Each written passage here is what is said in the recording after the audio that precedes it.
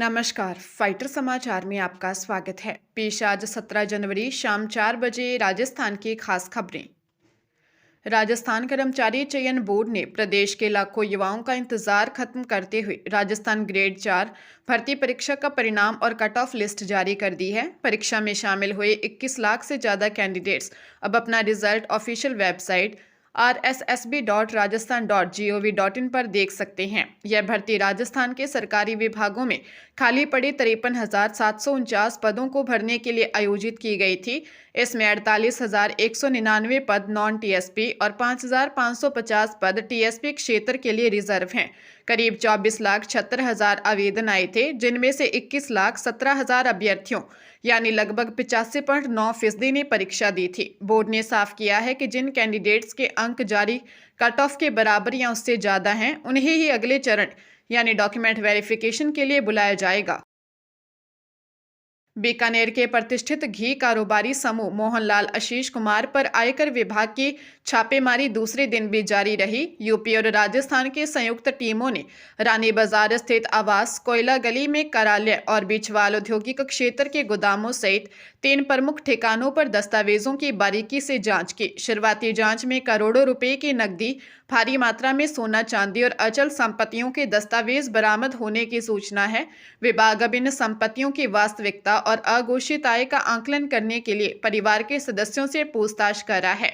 आज बरामद सोने की वैल्यूएशन होने की उम्मीद है, जिससे कर चोरी का बड़ा खुलासा हो सकता है। यह कार्रवाई यूपी के एक बड़े घी कारोबारी से मिले इनपुट के आधार पर की गई है। इस साल ब्यूरोक्रेसी से प्रदेश को 28 नए आईएएस अधिकारी मिलेंगे। इससे अफसरों की कमी को पूरा करने में सरकार को मदद मिलेगी। प्रदेश के 332 आईएएस अधिकारियों को कैडर है और इनमें से वर्तमान में 278 कार्यरत हैं। इस साल 28 नए अधिकारियों के आने से आंकड़ा 300 तक पहुंच जाएगा। यह अलग बात है कि इस साल 15 आईएएस अधिकारी रिटायर भी होंगे। ऐसे में यह आंकड़ा घटता बढ़ता भी रहेगा। कार्मिक विभाग के अनुसार वर्ष 2025 में स्टेट सेवा यानी आरएएस से प्रमोट 15 आईएएस अधिकारियों की रिटायरमेंट हुआ था। ऐसे में इस साल 15 आरएएस अधिकारी प्रमोट हो सकेंगे। वहीं 3 ऐसे अधिकारी भी हैं जिनका प्रमोशन वर्ष 2024 के रिक्तियों के विरुद्ध पिछले साल नहीं हो सका था। उनके प्रमोशन की प्रक्रिया इस बार फिर आगे बढ़ेगी। इस लिहाज से प्रदेश को 18 आईएएस अधिकारी स्टेट सेवा से प्रमोशन से मिल सकेंगे। हरियाणा के यमुनानगर में जाति छिपाकर रिश्ता तय करने के विवाद में पंजाब से आई एक बारात को बिना दुल्हन के ही वापस लौटना पड़ा। यमुनानगर के छोटा लापरा गांव की युवती का निकाह पंजाब के राजपुरा निवासी साहिल से तय हुआ था, लेकिन ऐन वक्त पर लड़की पक्ष ने दूल्हे की जाति अलग होने का आरोप लगाते हुए शादी से इनकार कर दिया। विवाद बढ़ने पर मामला पुलिस चौकी तक पहुंचा, जहां दोनों पक्षों के बीच घंटों हंगामा और आरोप प्रत्यारोप का दौर चला। लड़की ने मजिस्ट्रेट के सामने बयान दिया कि वह यह शादी नहीं करना चाहती और अपने माता पिता के साथ रहना चाहती है। इसके बाद बारात को बिना निकाह किए पंजाब लौटना पड़ा। चुनाव आयोग ने एसआईआर के तहत वोटर लिस्ट से नाम हटवाने और जोड़ने के लिए दावे और आपत्तियां लेने की तारीख को बढ़ा दिया है। आयोग ने एसआईआर वाले राज्यों में दावे आपत्तियां लेने की तारीख को 19 जनवरी तक बढ़ाया है। पहले 15 जनवरी आखिरी तारीख थी। वहीं कांग्रेस ने एसआईआर में गड़बड़ियों के मामले में कोर्ट में याचिका दायर करने की घोषणा की। नेता प्रतिपक्ष टीकाराम जूली ने कोर्ट में याचिका दायर करने की घोषणा की है। इधर एसआईआर में भाजपा ने 18,000 आपत्तियां नाम हटवाने को लेकर दर्ज कराई हैं। मामले में चुनाव आयोग का कहना है कि इसके लिए बनी अथॉरिटी नाम हटाने को लेकर निर्णय करेगी। हालांकि इससे पहले नोटिस देकर जवाब मांगा जाएगा।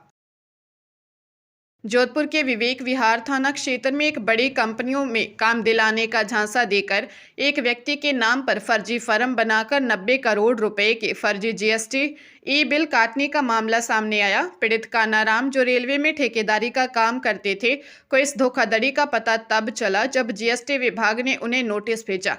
आरोप है कि नीलेश, हर्ष, आनंद व्यास, फिरोज खान और प्रफुल्ल ने कानाराम के कम पढ़े लिखे होने का फायदा उठाकर उनके दस्तावेजों से जीके ट्रांसपोर्ट नामक फर्म बनाई और करोड़ों का फर्जीवाड़ा किया। इस ठगी के कारण पीड़ित का रेलवे में 50 लाख रुपए का बॉन्ड भी फंस गया है। हाईकोर्ट द्वारा निष्पक्ष जांच के आदेश दिए जाने के बावजूद पीड़ित का आरोप है कि पुलिस दोषियों के खिलाफ कड़ी कार्रवाई नहीं कर रही है।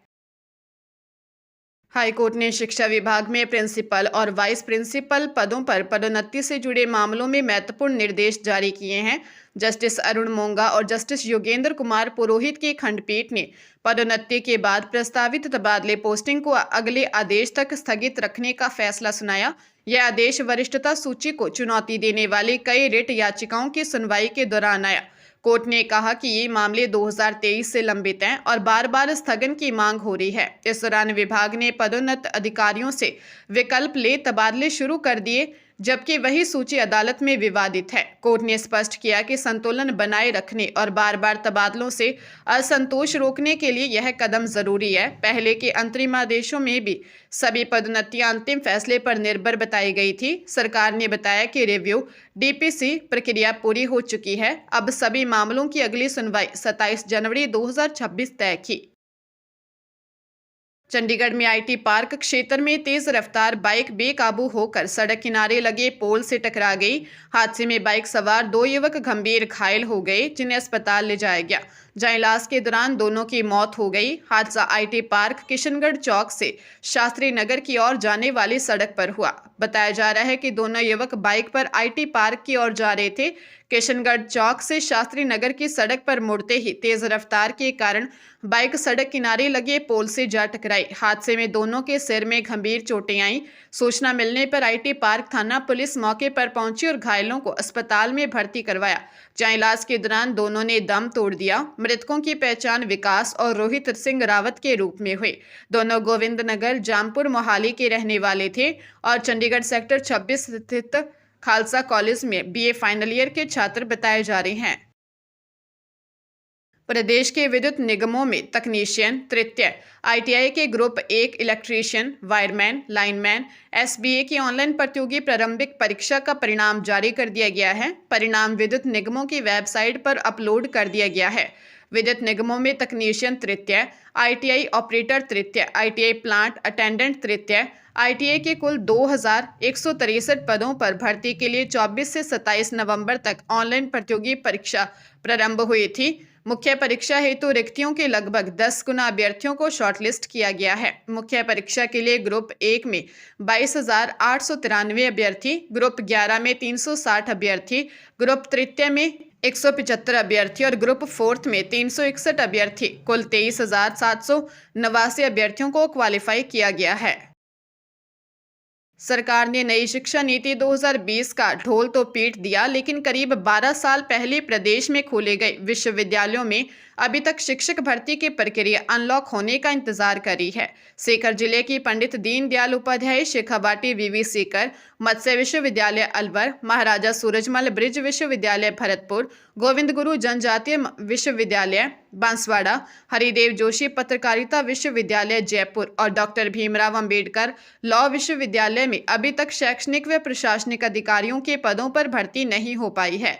ऐसे में इन विश्वविद्यालयों में शोध कार्य और विद्यार्थियों की पढ़ाई सीधे तौर पर प्रभावित हो रही है।